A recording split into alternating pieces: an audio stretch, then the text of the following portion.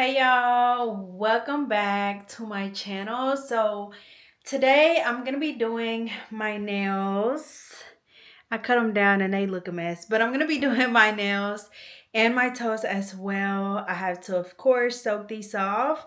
I'm thinking that I want to do like a springish green color, and I'll probably just do French tips on my toes, but Saturday, I'll be 20 weeks. And so I want to do like a 20-week photo shoot for, just being halfway or whatever. I think they call it like half baked. And so that's kind of what we're going to end up doing. But I have all of my stuff ready for my nails. Like I said, I have to do a soak off first. Got my iPad ready so I can have something to watch, my water, and everything else ready to go. So I hope you guys enjoy. Alrighty, so of course the first thing that we're gonna do is go in and file down the acrylic that I have on my nails. I'm using an extra coarse safety drill bit, and I'm just going in and trying to thin down the acrylic as much as I can. That way, whenever I soak my nails, it doesn't take nearly as long as if you were to just go in and soak them off how they were. But once the acrylic is soaked off, I'm gonna go in and just remove the shine from the natural nail. I'm using my 180 sanding band and just following all around the cuticle area first, making sure you go from that right side all the way around the left side. And then just following the rest of the nail as well to make sure that you're removing all of the shine. And then I also like to go ahead and just file down the free edge of my nail. I don't like my natural nails long underneath, so I go ahead and just do it with this drill bit as well. But y'all, this is the most important step, or one of the most important steps when doing your nails. You really want to make sure that you get that shine off, but you want to make sure that while you're doing this, you're really careful because you only want to remove that shiny layer. You don't want to thin down the nail because then your nails or your client's nails are going to be really thin and brittle. But after you finish removing the shine from all of the nails, we're going to go in and apply our extra long tapered nail tips. And I just absolutely love the shape of these nails. I wasn't sure if I was going to do an almond shape or like a coffin shape, but I decided for a coffin shape. So I also didn't want to like leave them this long, but a set this long with these nail tips would definitely be really nice. But since I don't do my nails as often anymore, y'all, I wouldn't be able to do anything. So of course we have to go in and trim them down to my desired length, which I still wanted to leave them a little bit longer than I usually been doing, because lately, y'all, my nails have been so short. And so this time I wanted to just leave them a little bit longer so you could actually see them. But just going in and cutting them down, I'm gonna go ahead and do the same thing to the other hand, and of course measuring them against each other to make sure that everything is the same size.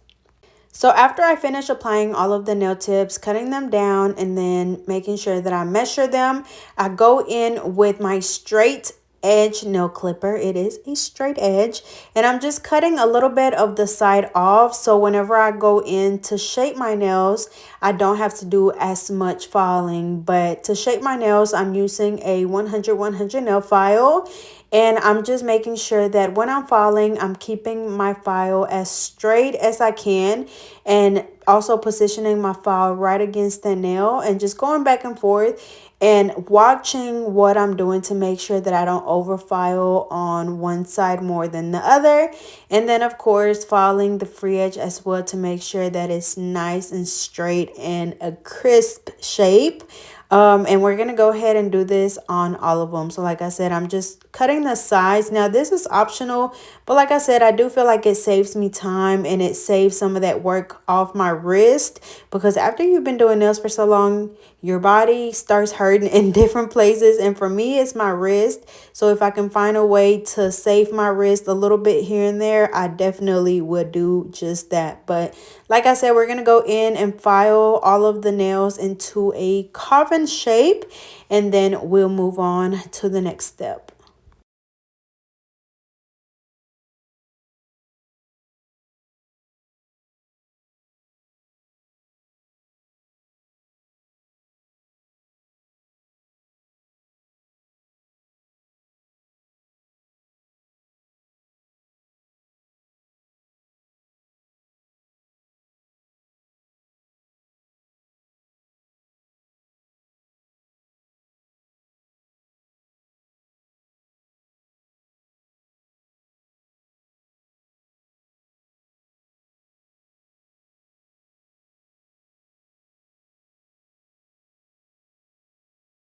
Alrighty, so after we get that perfect shape that we want, I'm going to be going in with my Real Nude acrylic powder, my monomer.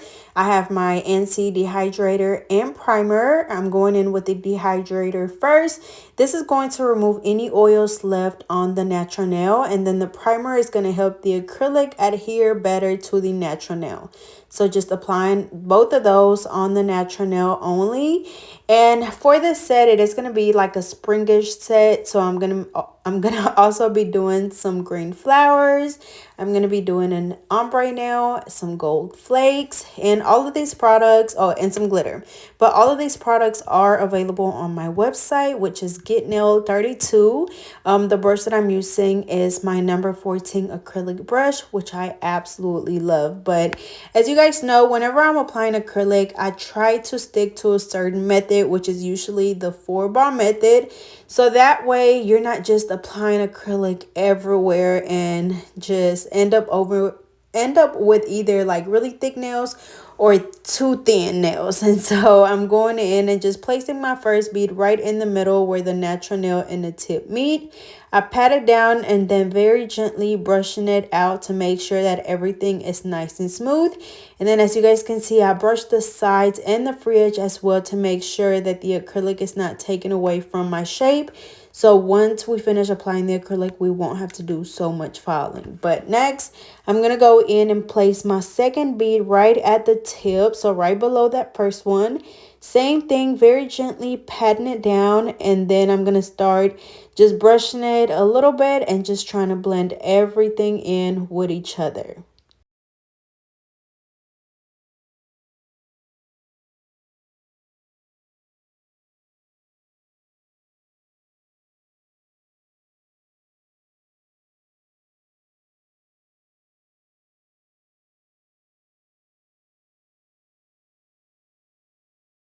Next, I'm going to go in with my third bead, and this one is going to go closer to the cuticle area. As you guys can see, I place it as close as I can to the cuticle, but not to where it's on the skin.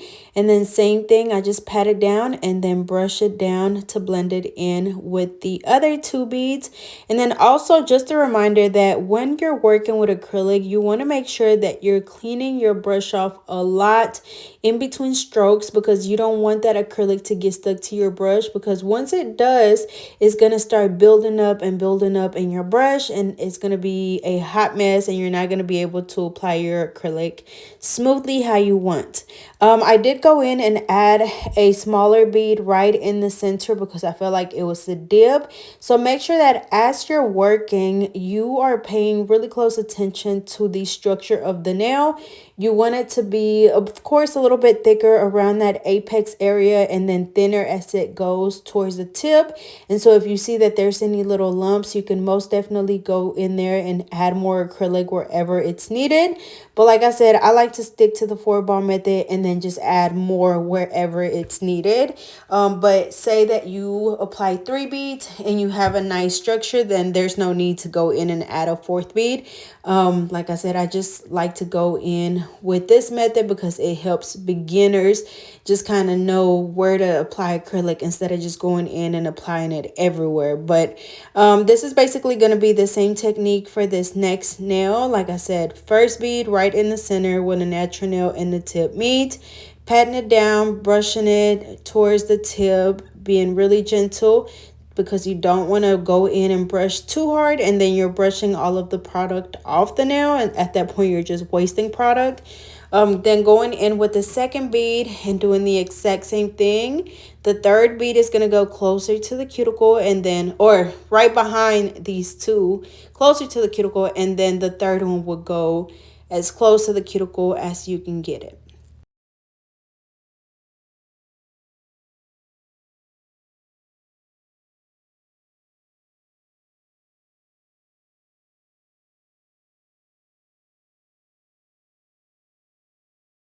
Alrighty, so placing that fourth bead as close as I can to the cuticle area, and remember that when you're doing this, you want to be really gentle, y'all. Like whenever you're brushing the acrylic, it's almost just a feathering motion to where you just want to drag the acrylic enough to where you're blending it in with the acrylic that's already there. Like I said, if you end up brushing too hard, you're just going to be brushing the product off the nail, and then you're going to have to keep adding more and adding more acrylic until you get that thickness that you want.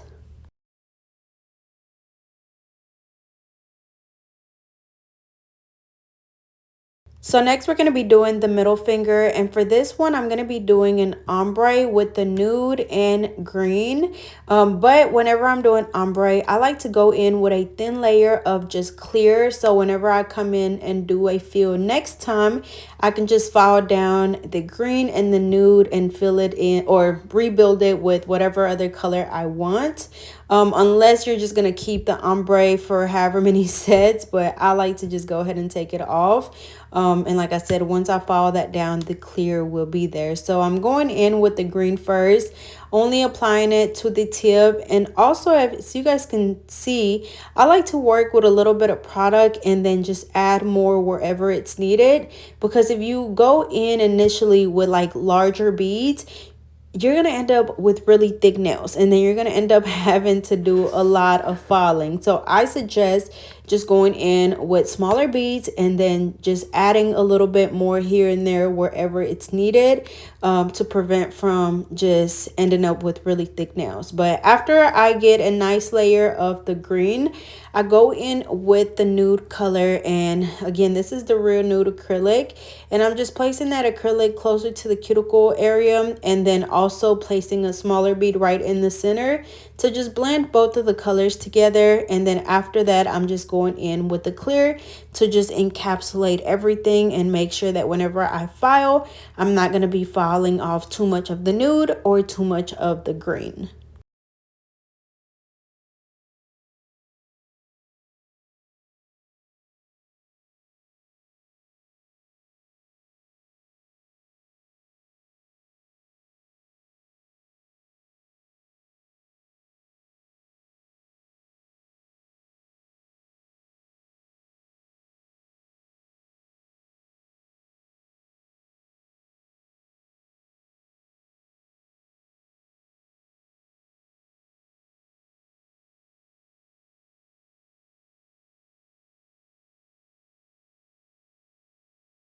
Alrighty, so next we're going to be doing the index finger, and for this one I'm going to be doing some glitter. And so I'm going to do the same thing. I'm going to do a thin layer of the clear, and then I'm going to go in with the glitter. Now this glitter that I'm using is just a fine, or not fine, it's a chunky loose glitter, so there's no acrylic in it. So what I do is just get a small bead of clear acrylic, dip that into my glitter to pick up a bead, and then just place it on the nail, and then just add a little bit a little bit more if I need to.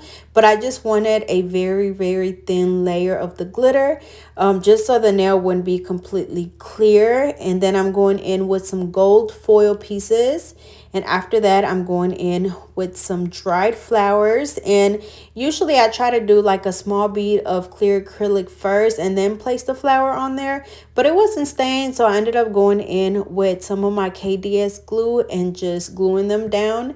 And then after that, I'm going in with my clear acrylic again to encapsulate everything. And you want to make sure that whenever you're encapsulating any type of glitter or flowers or foil, like in this case, you want to make sure that it's on there thick enough to where whenever I come back to file, I'm not going to be filing off the flowers or the glitter or the foil.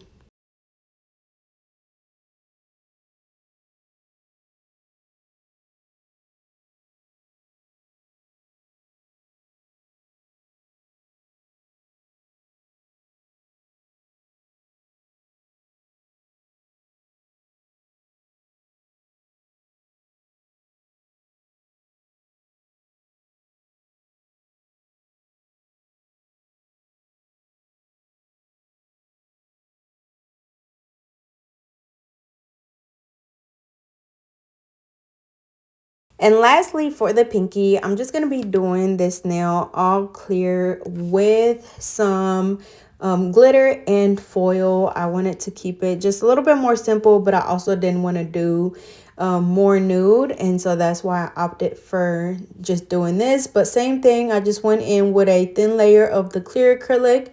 Then I went in with the glitter. Then I'm going in with the gold pieces. Just randomly applying them on the nail, and then I'm going to go ahead and encapsulate all of this. Alrighty, so this is what the nails look like after the acrylic application. So really nice and smooth. As you guys can see, we still have a nice shape, which is what we wanted because like I said, we don't want to have to do a lot of work after we apply the acrylic. So after this, we're going to go in and just reshape the nails just to make sure that our shape is like really nice and sharp, and it's just, we just want the shape to give. I feel like if your shape just doesn't look good, then it kind of makes the entire set not look as good. So you want to make sure that you really perfect that shape because it just makes everything look so much better. But I'm going in with that same 100 hand file, and I am just filing both sides of the nail as well as the free edge. And then after that, I'm going back in with my Macart Flawless Pro E-File, which is my absolute favorite. And I'm just filing all of the nails, focusing around the cuticle area first to make sure that we don't get any lifting whatsoever.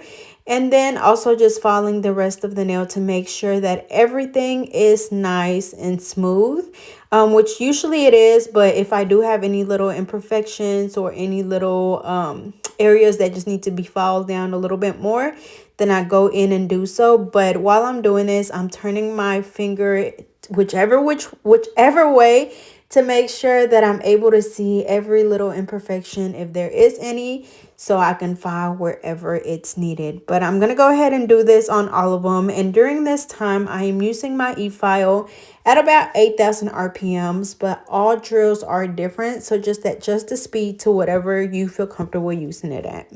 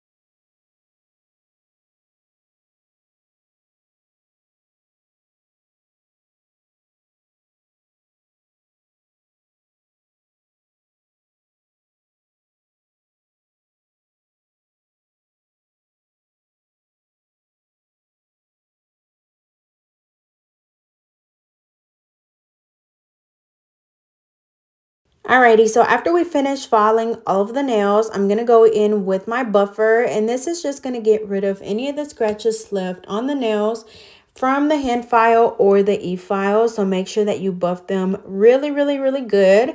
And then also the dust collector that you see underneath me is the McCart dust collector.